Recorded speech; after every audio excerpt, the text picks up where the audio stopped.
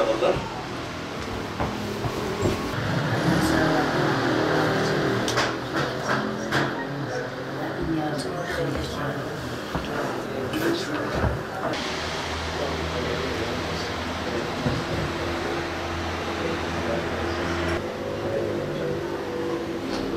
Burası ne?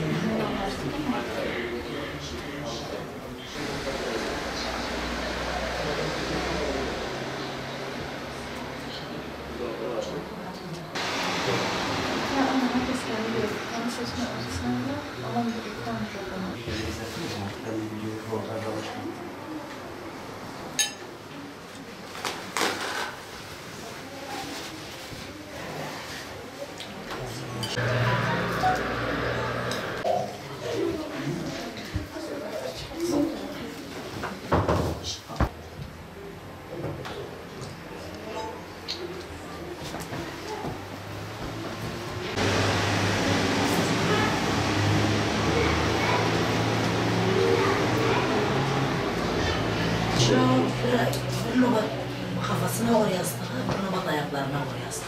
Evet. Yastıksız yatar. Yatsın abi. Yatsın güzel. Tamam, böyle.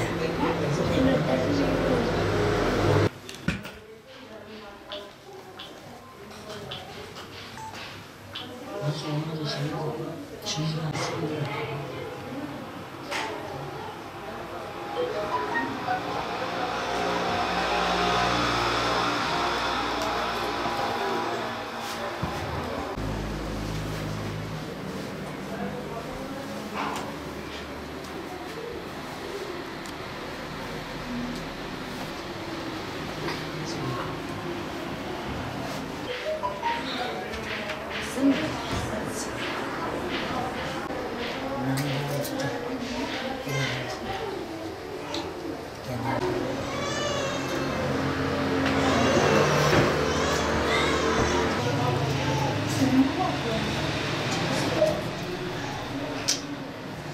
Suriye'den oğlum çocuğum hastadı. Buraya bizi yolladılar ambulanstan geldim. 16 gün 17 gün şeyde yattım, çocuk hastanesinde yattım. Ondan kere üniversiteye sevk ettiler. Orada buraya kadar yattım. Geldim işte çıkarttım, tedavisi burada başladı. Onlar oradalar, ben burada. 3 bayram oldu, ne göreyim ne bir şey ağıttan, şeyden. İşte gün boyuna ben beni yerim. Beslerim inşallah, başım alıp bir yere gidecek. Beni yengelerim, kardeşim avratlar tutarlar yandılar. Acı biraz sabırlı ol, acı biraz şey et. Bes bu yüreğim yanar işte, gece gündüz ağlarım. Ramazan geldi, bayram geldi. Ekmek tepsi oturamam, yemek yiyemem. Yavrular kardeşlerim var, kardeşim ayarları yavrular. Bes bir lokmayı, ben dedim kendileri orada oruçlar.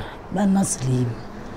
Yani ben bir sene bir ay olucu çektiğimi ancak bes ben çekerim. Allah benim içerim yandı bu şekilde, Allah kimseyi yakmasın, Allah kimseyi bu duruma düşürmesin. Ben hiçbirden yani demedim ben düşerim böyle. Yani şimdi şuradan şuraya girecek halim yok. Yani bu hastalıktan, bu uşakların dertleri, ona kaçayım, buna kaçayım. Yani bilmiyorum artık. Bakan kimseleri yoktur, 12 yaşında kız. Ona yanarım. Bu adam bunları kaldıramazlar yani. Babaya git adam olmuşlar artık kaldırıp. Bunun hamam etmesi var, bunu indirmesi, yedirmesi, içirtmesi. Bunu ancak ana çeker. Gene halal olsun kızıma, kardeşlerine baktı. Allah gene bu dünya, o dünya arada incitmesin. Bes ne diyeceğim, Allah hepsine çok memnun olsun. Hepsi de kurban olurum, hepsi de sevgiler, saygılar, hepsi de başım üstüne siz. Birlikte gelemedim. Bunlara bazı doktor dedi, yine sen bunun derdine bak. Dedim ben engellilerim var, nasıl bırakayım gideyim? Dedi o engelliler bitmişler. Ben dedi sen bu biraz çocuk yani belki inşallah tedavi edersen başa çıkabilirsin dedi bana. Ben de bunlara telefon ettim. Dediler ana bizi bırak, bes bu kardeşimize bak. Biz bitmişik, biz Allah yardımcısı, Allah bize yardım eder. Ben de kalktım ona göre aldım buraya geldim kendine. Burada da ben evvel gideyim gelim. Genelde de bes bana bir sonuç verin.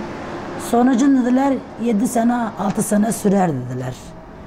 Ben ona mı yanayım, bunlara mı yanayım, bunları çekmesine mi? Yani çok şükür gene ayakta durdum. Elhamdülillah. Allah'tan gelene. Engelliyiz. 2 engelliyiz. Kardeşim de su kesesi çıktı. Cisminde, bedeninde yani. Çamanga Hastanesi onu Türkiye'ye sevk etti. Sağ olsun, var olsun, Allah razı olsun kendisinden. Türk vatandaşları kabul ettiler, kucak açtılar, Allah razı olsun. Kardeşimin tedavisini gördüler, Allah razı olsun kendisinden. Yani kardeşim bugün ayakta duruyorsa Türk vatandaşlarının, Türkiye'nin, Türk Cumhuriyeti'nin sayesinde duruyor. Allah razı olsun kendisinden. Annem bize telefon açtı, dedi ki oğlum biz Türkiye'ye gidiyoruz. Nasıl yapalım yani, ne yapalım? Ben dedim ki anne bizde ümit bitmiş yani. Allah'tan ümit kesilmez de. Yani bizimki bitmiş. Sen kardeşimin tedavisine bak. İnşallah düzelmeye başlar yani. Anne dedi emin misin? Benim tamam eminim anne. Lan kim bakacak sana? Benim bacım bakar yani. Ya hiç bakmazsa da yani Allah bakar inşallah dedim. Sağ olsun, var olsun, bacım da baktı. Allah razı olsun.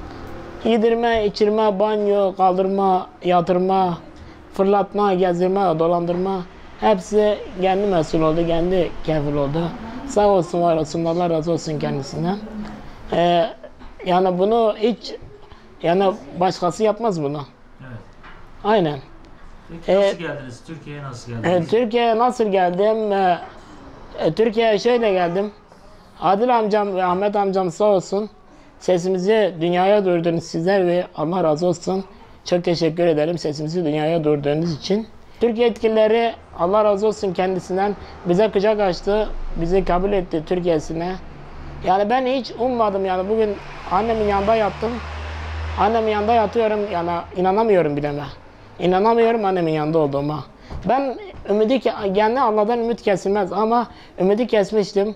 Adil amcam bana telefon açtı, dedi ki sen neden ümidini kesiyorsun? Allah'a güvenmiyor musun? Benim Allah'a güveniyorum. Çok şükür elhamdülillah. Yani ne bileyim ümidimi biraz kesmiştim. Çok şükür elhamdülillah haber geldi, dediler ki hazır olun sizi almaya geliyoruz. Sağ olsun, var olsun, geldi aldılar. Çok güzel de karşıladılar bizi. Allah razı olsun.